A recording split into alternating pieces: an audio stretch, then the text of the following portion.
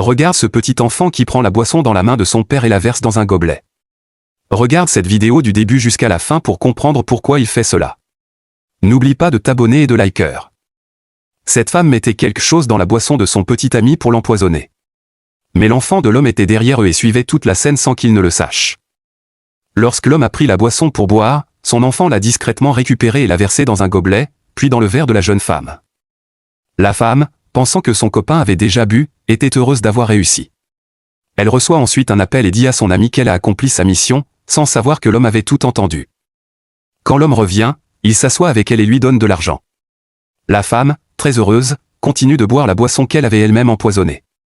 Quelques instants plus tard, elle commence à se sentir mal et supplie l'homme de l'emmener à l'hôpital. Elle finit par avouer qu'elle a mis du poison dans la boisson.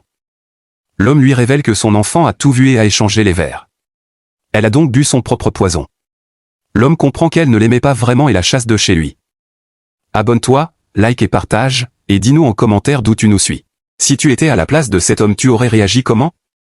Cette histoire nous enseigne que le mal que l'on prépare pour les autres finit toujours par se retourner contre soi. En voulant nuire à son mari, cette femme pensait agir en toute discrétion, mais ses actes ont été découverts, et elle a elle-même été confrontée au poison qu'elle avait préparé.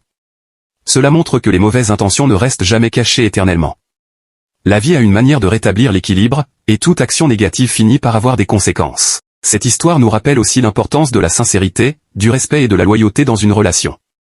Chercher à détruire l'autre, que ce soit par jalousie, colère ou intérêt personnel, ne mène qu'à sa propre perte. Au lieu de faire du mal, il est toujours préférable de choisir le dialogue et la paix, car le bien que l'on fait finit également par nous revenir.